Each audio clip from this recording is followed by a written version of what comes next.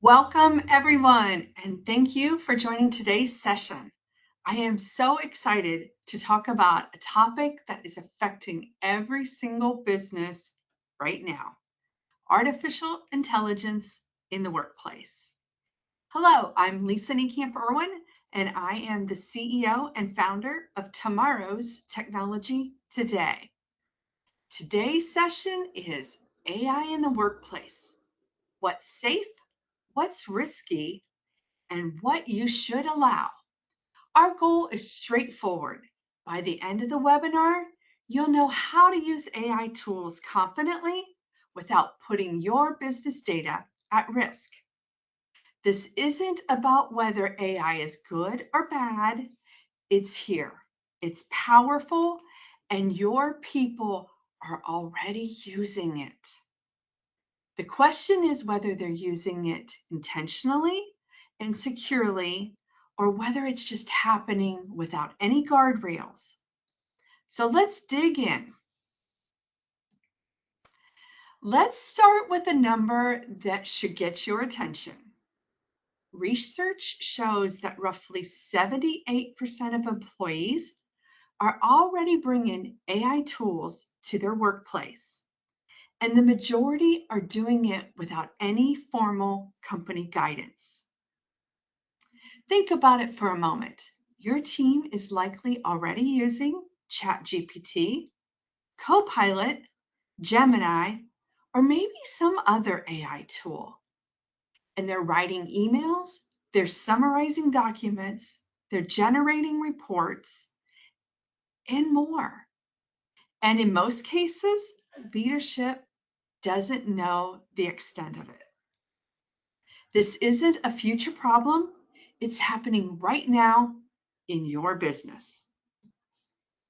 So let's start with the first big topic. It's what we call now shadow AI problem. So shadow AI is a lot like shadow IT was about a decade ago. Employees are finding tools that make them more productive, and they're using them whether or not it's being approved. The difference is that AI tools can process, store, and learn from the data your employees are putting in there. And that's a whole different level of risk. So, what are employees actually doing with AI? Here are the four most common use cases that we see in the businesses of all sizes. So, first, drafting emails using AI to write, reply, or polish a client or even an internal communication. Second, summarizing documents, taking long reports, meeting notes, or contracts and condensing them into quick takeaways. Third, writing code and formulas. This includes Excel formulas, automation scripts, even SQL queries. And fourth, creating reports, building presentations, proposals, financial summaries, and many other deliverables. Every one of these tasks involves your business data. Every one of them could include confidential information.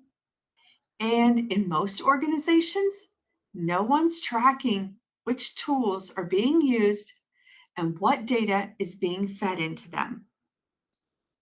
So, why aren't employees telling you about it? There's basically four main reasons. First, there's no policy that exists. If you haven't told your team what's allowed, they have no framework to follow. So they'll just use what works. Second, they're afraid of being told to stop. They found something that saves them real time and they don't want to lose it. Third, they generally don't think it's a big deal. To them, it's just a chat bot. They don't understand the data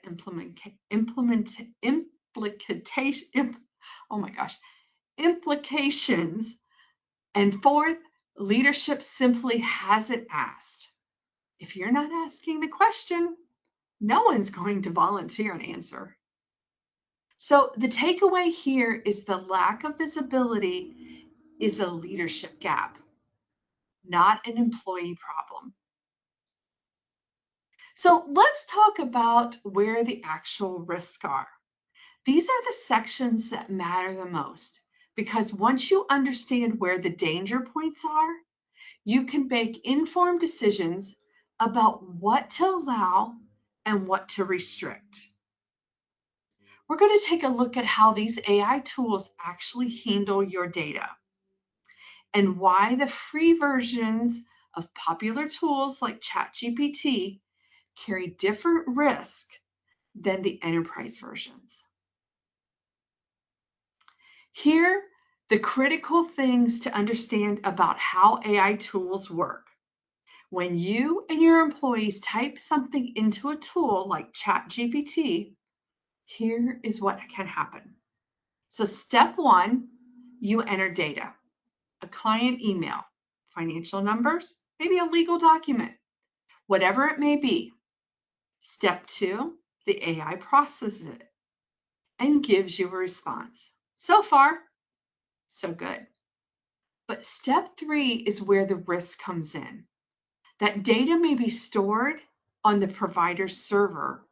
And then step four, the free and the consumer tier tools, that data may actually be used to train future versions of that AI model. That means your proprietary information could end up influencing responses given to other users. As I always say, if you're not paying for the product, you are the product. This is a fundamental risk that most employees don't understand. They think the conversations just disappear, and in many cases, it doesn't. This is one of the most important distinctions for business owners to understand. The difference between that consumer grade AI tool and that enterprise or business tier, that paid version. On the left, you see what happens with the free versions. Your data may be used to train future models. Your conversations may be reviewed by the provider's team. There are no admin controls, no audit logs, no guarantees about where your data is stored. On the right, the enterprise or the business versions, those paid versions, offer critical protections. Your data is not used for training. Conversations are private. You get admin controls. You get audit logs. And compliance features are included in data residency options. The free version of ChatGPT and business version of ChatGPT are fundamentally different products from data protection standpoints. This is the single most important thing to communicate to your team. So, what's actually at stake when employees use AI tools without guardrails? So, let me walk you through the four biggest risk areas. First, client and patient data. If someone pastes a client email, a health record, or financial statement into a consumer AI tool, that data is now outside of your control. Second, proprietary information, your trade secrets, your pricing strategy, your competitive advantage. Once it goes into the public AI, you can't get it back. I personally know of a risk where a business had an office manager. Office manager didn't think a thing of it when they pasted the business plan into a free version of ChatGPT. That business plan created by the business owners was now fed into the public pipe. So third is the compliance violations. If you're subject to HIPAA, PCI, DSS, or if you have NDAs with clients and using unapproved AI tools, you can be put in direct violation. And fourth, the downstream impact. Lawsuits, regulatory fines, and most importantly, loss of trust with your clients. This isn't theoretical. Samsung engineers leaked proprietary source code through ChatGPT. Law firms have submitted AI-generated briefs with fabricated case citations. And these are the things that are happening. Now that we understand the risk, let's talk about what you should actually allow and what you shouldn't. This is the past where we move from the problem to the solution. The key here is that it's a blanket ban, that a blanket ban just does not work. If you tell your team no AI ever, they'll just use it anyways, and then they're going to hide it.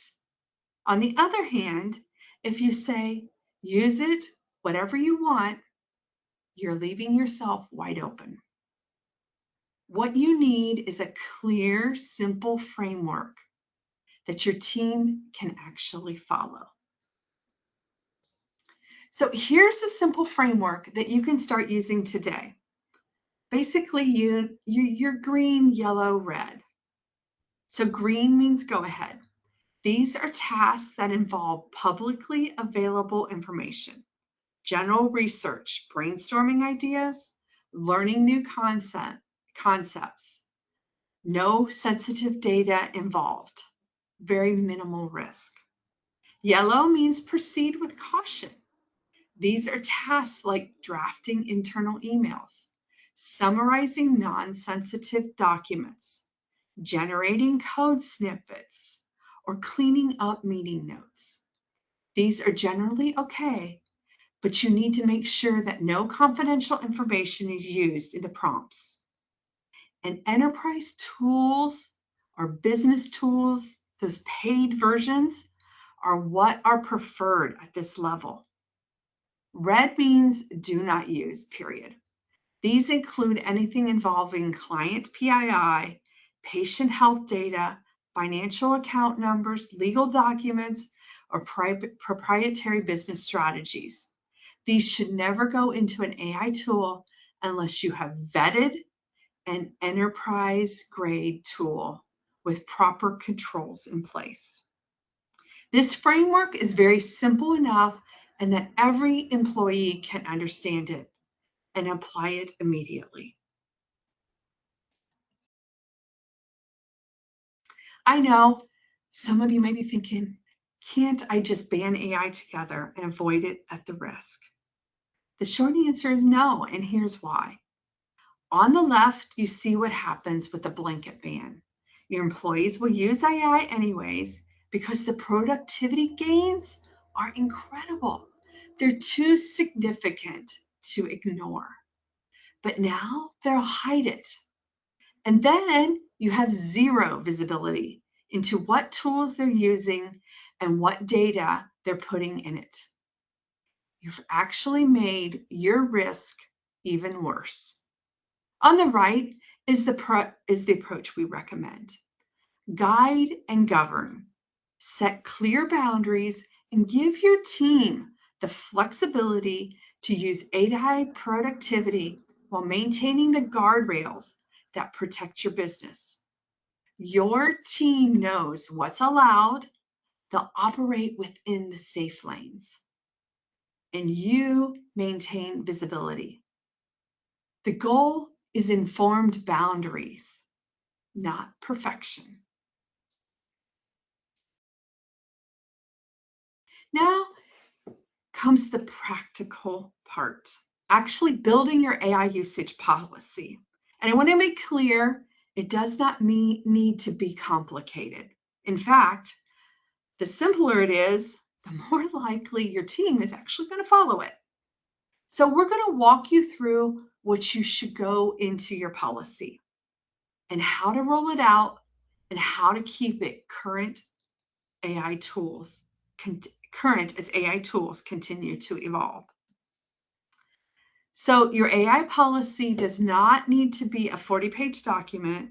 Start with a single page that covers 4 things. First, what are the approved tools?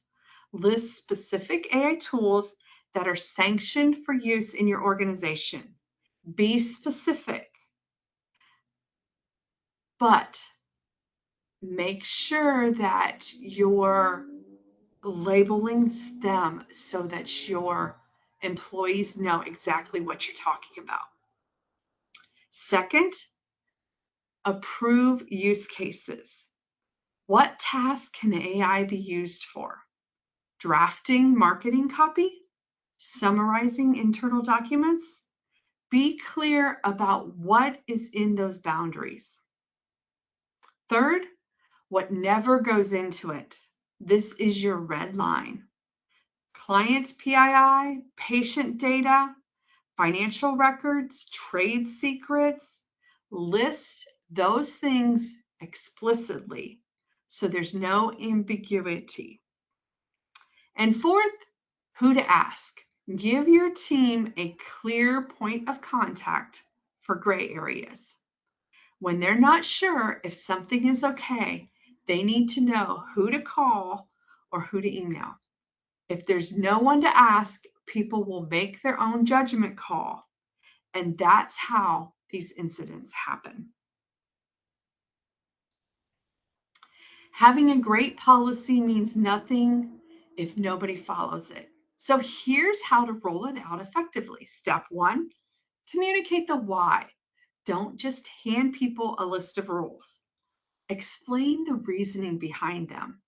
When people understand that this is about protecting the business and their clients, not limiting your productivity, they're far more likely to comply.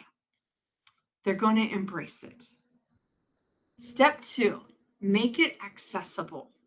Don't bury it in a SharePoint folder that no one checks. Put it where people actually look, in your onboarding materials, in your employee handbook. Pin it to your Teams channel. We have a company, team company channel, and all of these documents are in there for people to review anytime. Step 3, assign the ownership. Someone in your organization needs to own this. Whether it's your IT lead, your operations manager, your compliancy officer, someone needs to be responsible for maintaining and enforcing that policy. Step 4, revisit it quarterly.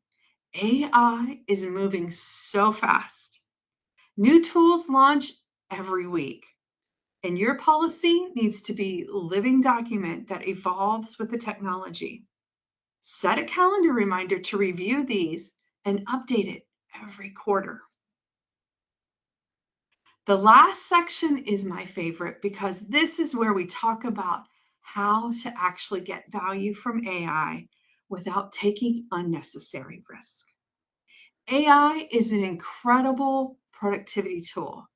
When using it correctly, I don't want anyone leaving this session without thinking they need to avoid it altogether. So here are 4 practical safeguards that you can implement right away. First, use your business to your plans. If your team is going to use ChatGPT, pay for the enterprise or the team plan. Same with Copilot. Use the Microsoft 365 business version. The data isolation and the privacy controls are worth every single penny. Second, sanitize before you paste. Train your team to strip out names, account numbers, and any PII before putting that content into an AI tool. If they're summarizing a client contract, replace real names with placeholders first. Third, build safe prompt templates. Very important. Create pre-built prompts for common tasks that keep people in those safe lanes. For example, a marketing prompt template that explicitly says, do not include any client names or proprietary data. And fourth, train your team. You don't need a full day workshop. Even a 30-minute awareness session covering what we discussed today will dramatically reduce your risk. The biggest vulnerability is people who simply don't know what they don't know. Before we wrap up, I want to leave you with some quick wins where AI delivers the most value with the least risk. Marketing content and social media drafts. AI is fantastic at doing that first draft of those blog posts, social captions, marketing copy. No sensitive data involved here, and it's a huge time savings. Internal SOPs and process documentation. We adopted this very early. If you've been meaning to do any kind of documentation of your processes, AI can help you build those out 10 times faster. Meeting agendas and general note cleanup. As long as the meetings don't involve sensitive client discussions, AI can help organize and clean those notes up very quickly. Research summaries on public topics. Need to understand a new regulation or a market trend? AI can synthesize publicly available information in minutes. And employee training material, building onboarding guides, how-to documents, and training content are perfect use cases. These are all areas where your team can get real value from AI tools today with very minimum risk. And one thing we find, the more that you start to use it, the more it will grow. It starts that whole creativity. AI is a tool of creativity. So let's recap the 5 key takeaways from today. 1, your team is already using AI. You need to get visibility into what's happening now, not later. 2, free tools and business tools are fundamentally different from a data protection standpoint. Make sure your team really understands this distinction. 3, use that green, yellow, red. That framework can give your team clear, simple guidelines that they can follow immediately. Number 4, start with a 1-page policy this week. Don't overthink it. A simple policy today is infinitely better than a perfect policy 6 months from now. And actually, have AI help you with this. A perfect starting place. And number 5, AI is a genuine competitive advantage when used safely. The businesses that figure this out now will have a significant edge over those that don't. And I truly do believe that. So thank you so much for your time today. Before we open it up for any questions, I want to leave you with one action item. this week, not next month, I want you to audit what AI tools your team is already using. Maybe send a quick survey, have a team meeting, or just ask around. Get visibility in what is happening right now at your organization. That single step will tell you where you stand and what you need to address first. I'm happy to answer any questions you have now.